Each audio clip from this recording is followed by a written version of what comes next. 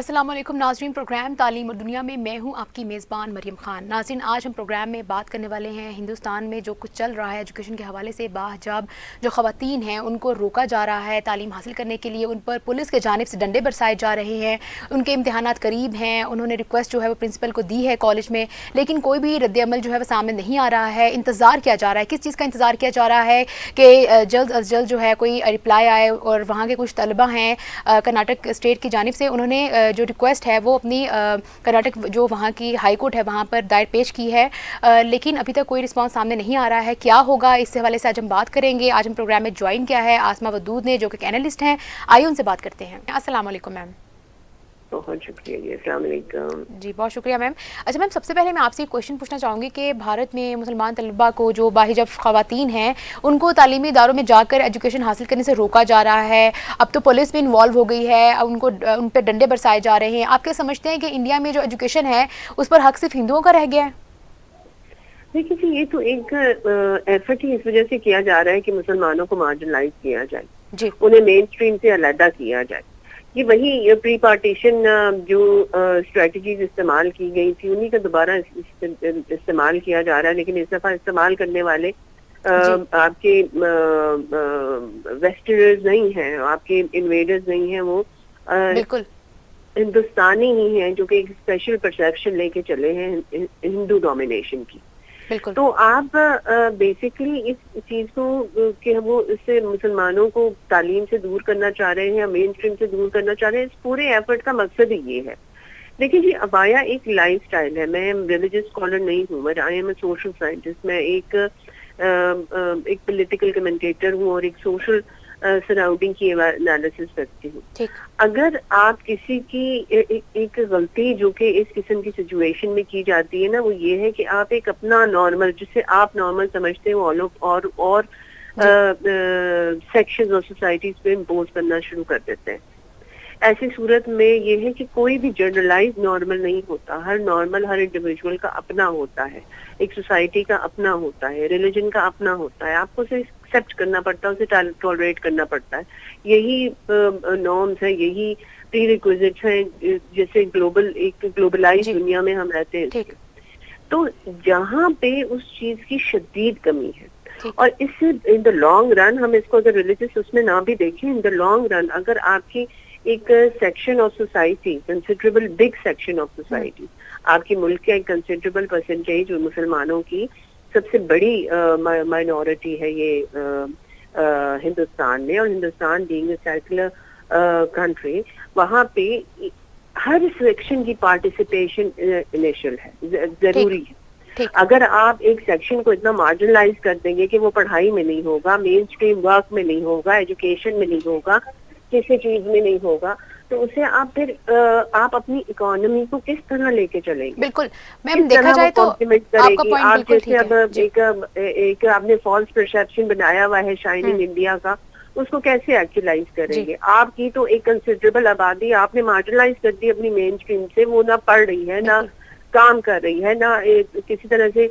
किसी main stream में शामिल हो रही है, इकोनॉमी में कंट्रीब्यूट नहीं कर रही। तो ये तो आप अपने पाँव पे खुद कुल्हाड़ी मार रहे हैं। और ये एक इंडिया में ये है ना कि वेव्स में शुरू होता है। ये अगर हम कहें ना कर्नाटका में शुरू हुआ है, आगे नहीं आएगा, ये वेव में फिर it carries on through out India.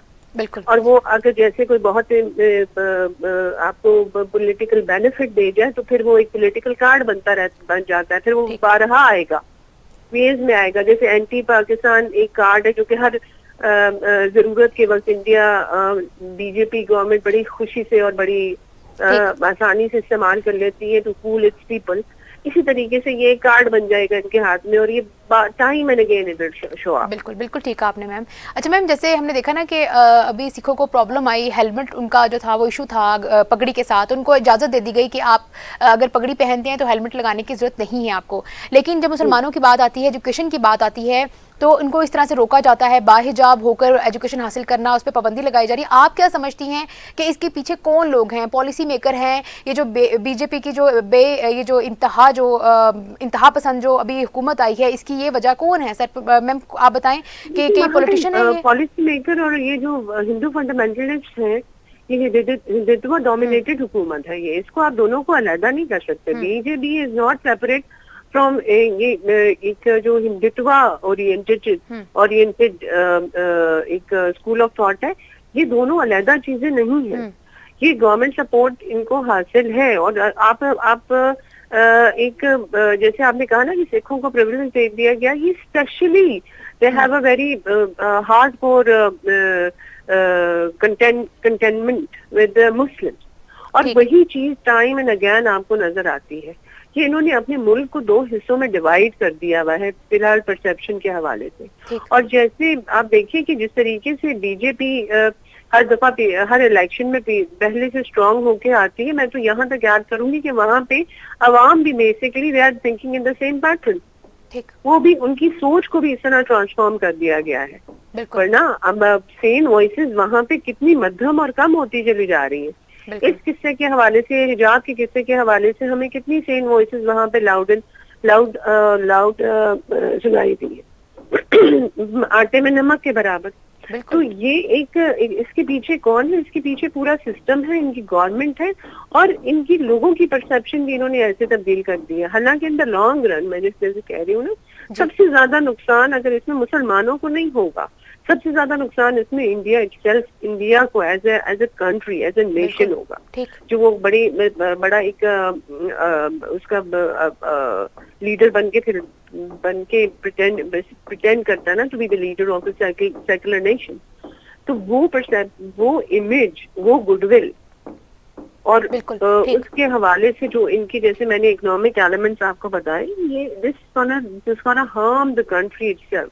मगर ये पूरा एक इनका आपस में एक वो है कलैब है जो कि इस पूरी चीज को डायरेक्ट कर रहा है। इसमें हम किसी को भी कोई मार्जिन नहीं दे सकते। ये तो हम सबको ज़ाहिर नज़र भी आ रहा है कि वहाँ पर जो फ्रीडम ऑफ स्पीच है उसको रोका गया है, और इसके अलावा जो कंट्रोल मीडिया है वो उनके मुताबिक, उनकी हुकूमत के मुताबिक जो है वो काम कर रहा है, इस तरह के प्रॉब्लम्स को दिखा नहीं रहा। फ्रीडम ऑफ स्पीच तो है ही नहीं उनके। आप जेलों में कितने सहाफी हैं जो कि महीनों से पड़े हुए हैं इस वजह से कि उन्होंने कुछ ऐसी बात की है जो गवर्नमेंट को के मिजाज पे अच्छी नहीं महसूस हुई। तो वहां पे फ्रीडम ऑफ स्पीच तो बहुत कम रह गया है। और सेम वॉइसेस आपको कहीं एक आध कोई आवाज उठती नजर आती है, या तो उसे चुप करवा दिया जाता है, या वो इतनी फोर्सफुल नहीं होती कि वो कोई इम्पैक्ट करे।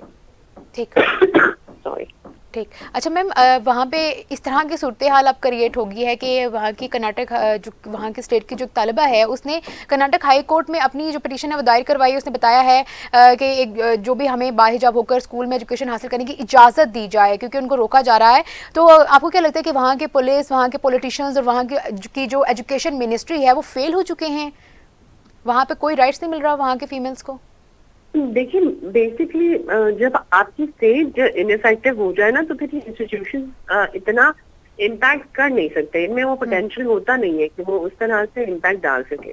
आपकी स्टेट वैसे एक लिहाज से इनइफेक्टिव है, और एक अजीब किस्म का कंफ्यूजन है वहाँ पे अभी कर्नाटका में ही एक MP हैं इनके, उन्होंने गालिबन पिछले दिनों कहा कि रेप की वजह यह है कि खवातीन जो है वो मॉडेस्टली ड्रेस नहीं करती।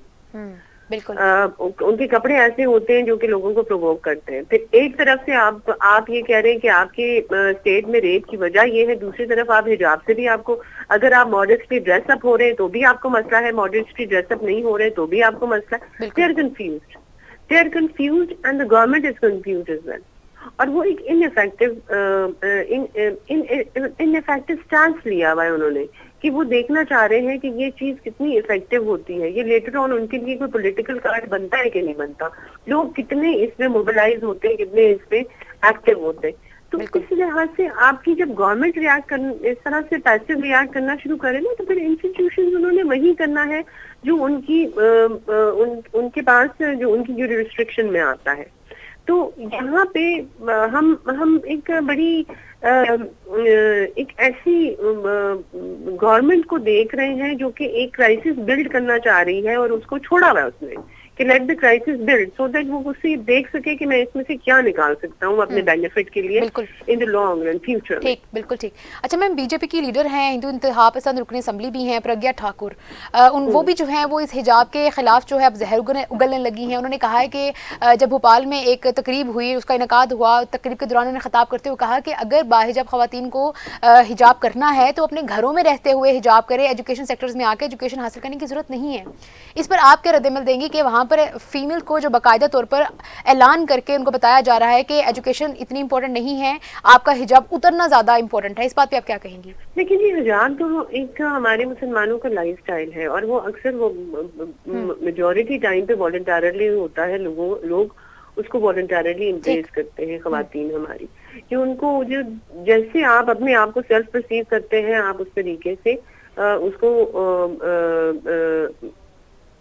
उसको एक्सेप्ट करते हैं और उसको फिर आप अपनी लाइफ का हिस्सा बना दें। इट्स लाइफ स्टाइल, ये लोगों का इसका रिलीजियस वैल्यू भी है, लेकिन रिलीजियस वैल्यू, कल्चरल वैल्यू, आपकी अपनी इमोशनल वैल्यू, आपकी अपनी परसेप्शन अपनी जिंदगी के बारे में, अपनी आउटलुक के बारे में, ये एक औरत, एक खातून, एक मैच्योर एंटिटी के तौर पे उसे ये राइट होता है कि वो इसको चूज कर सके। ठीक, बिल्कुल ठीक। अब ये कि अगर आपने तालीम लेनी है तो उसके लिए आपको हिजाब छोड़ना पड़ेगा, इसकी तो कोई लॉजिक नजर नहीं आती। देखिए जी, जैसे ये हिजाब तो हमारे पास एक चीज है जो कि शायद हाईलाइट हो गई है, मगर हिंदुओं के हिंदू रिलीजन में बहुत मैं एहतराम करती हूँ एज ए रिलीजन, लेकिन उनके पास उनकी जो है ना indication, for example they married women wear a chain, they have a they color their split hair split when they are married, तो उनके पास भी इंडिकेशंस ऐसी हैं जो कि उनकी रिलीजन का हिस्सा है, जो उन्होंने एम्ब्रेस करना है after certain change in life. ठीक है, तो हम इस रास्ते पे अगर चल पड़े ना तो फिर मार्जिनलाइजेशन तो हर सेक्शन की हो सकती है। अगर आज हिजाब पे ये पाबंदी आती है तो कल मंगलसूत्र पे भी आ सकती है उनके पास के लिए। आप इस किस्म की ऑर्नामेंटेशन या इस किस्म की इंडिकेशन जो कि एक सर्टन स्टेटस आपके मटेरियल स्टेटस को, आपकी मैरिड लाइफ को इंडिकेट करते हैं, ये आप वर्क प्लेस में या स्कूल्स या कॉलेजेस में लेके ना आए, ये तो हम किसी भी डायरेक्शन में जा सकते हैं। ये तो एक ऐसी एक बहस उन्होंने स्टार्ट कर दी है जिसको किसी इसमें एंड नहीं किया जा सकता। हाँ, इसको टैबू वो कर रहे हैं कि शायद इससे औरतों का कॉन्फिडेंस लेस होता है या औरतों को रिस्ट्रेन किया जाता है या उन्हें जबरदस्ती खुद को ढांपने या सर छुपाने पे मजबूर किया जाता है। ये टैबूज है, इनकी रियलिटी से ताल्लुक नहीं है। अगर रियलिटी से ही इतना हो तो कौन औरत अगर किसी कैद में है और उसे ये अपॉर्चुनिटी मिले कि वो बेड़ियां तोड़ के जी आजाद हो जाए और वो इस लेवल तक उसको रेजिस्ट करे, जाके एक मॉब के साथ, जहाँ मॉब क्लिंचिंग, जहाँ ये मॉब लोगों की जाने ले लेते हैं, उसके सामने खड़े होके वो कहे कि भाई I am not gonna take my अबाया, ऐसा क्यों करेंगे कोई? तो ये हम इन सब बातों को हम अगर समझे ना तो ये एक ऐसा उन्होंने सिचुएशन क्राइसिस खड़ा कर दिया है कि इसको ये रोका नहीं जा सकता, यहाँ पे ये यहाँ रुकेगा नहीं। ये इस तरीके से आगे कंटिन्यू होता चला जाएगा। और मैंने आपको कहा ना, बीजेपी की गवर्नमेंट हर चीज में से पॉलिटिकल एडवांटेज लेने की कोशिश करती है, ये उसकी पॉलिटिकल सेटअप है। आप उनको देखें, चाहे वो दो न्यूक्लियर पावर्स के दरमियान में वॉर उन्होंने स्टार्ट कर दी अपने इलेक्शन जीतने के लिए, तो ये गवर्नमेंट किस हद तक जा सकती है कि इस क्राइसिस को भी मैच्योर करेंगे, इस क्राइसिस को भी ये बैठ के देखेंगे, दिल सिट एंड वॉच के ये कहाँ तक जाता है, इसमें से क्या गेन किया जा सकता है, किस तरीके से इसको मैनिपुलेट करके अपने बेनिफिट में इंक्लाइन किया जा सकता है। उसके बाद हम इसके कोई रिजोल्यूशन देखेंगे। उससे पहले ये इस तरीके से ही इस तरह के बयानात आते जाएंगे और they will add fire to the fuel, they will add the fuel to the fire.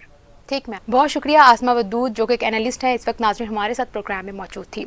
नाज़रीन, इंतहा पसंद भारत की पॉलिसी जो है इस वक्त खून रेजी है, जबरो सितम है और एजुकेशन से हमारी बाहिजाब जो ख़वातीन हैं, मुसलमान बहनें हैं, उनको रोका जा रहा है। लेकिन सवाल ये है कि कोई लिबास जो है या मुसलमान होना इतना बड़ा ख़तरा कैसे हो सकता है? इतनी ख़तरे वाली बात क्या हो सकती है कि उनको एजुकेशन के लिए जाने से रोका जा रहा है? उनकी क्या पॉलिसी है जो बीजेपी है उस किस पॉलिसी के तहत चल रहा है कि क्या मुसलमानों के लिए इतनी मुश्किलात जो दरपेश की की जा रही हैं, क्या ये सही है? क्या कल जो है ये बारी हमारे अक़लियतों की अगर बात की जाए मुसलमानों के अलावा और मज़ाहिब के लोगों पर भी आ सकती है? ये इंतहा पसंद जो भारत है एजुकेशन को एक हथकंडा जो है बनाकर आगे पेश कर रहा है, लेकिन कल किसी और की बारी भी आ सकती है। इस बात को मद्देनज़र रखने की ज़रूरत है।